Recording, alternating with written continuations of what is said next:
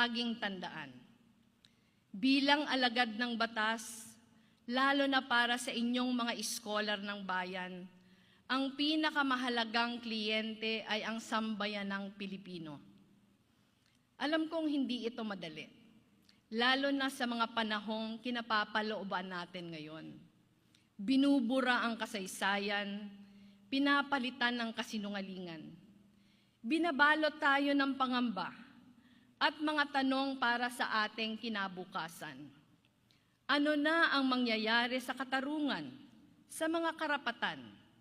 Mapapanagot pa kaya ang mga may kasalanan? Mapapagbayad pa ba ang mga may utang sa bayan?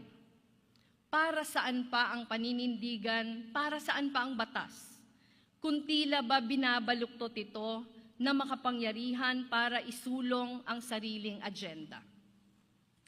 Mahalagang tanong ito na kailangan nating sagutin sa sarili-sarili nating pagninilay.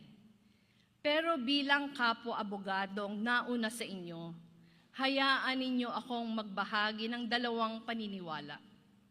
Una, lilipas din ito. Lumipas ang diktadurya, lumipas ang mga pananakop ng mga dayuhan. Sa mahabang kasaysayan ng sangkatauhan, lumilipas ang maraming manifestasyon ng pang-aapi at kawalang katarungan.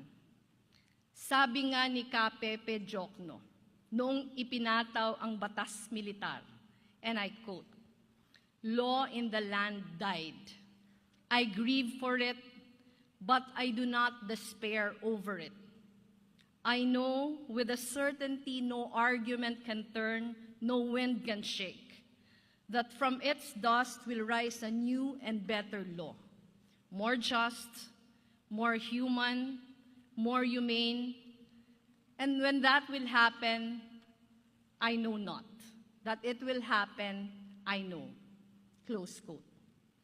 Pero hindi nito ibig sabihin na mag-aabang na lang tayo. Hindi nito ibig sabihin na kailangan muna nating yumuko at manahimik at hayaang mangibabaw ang mali.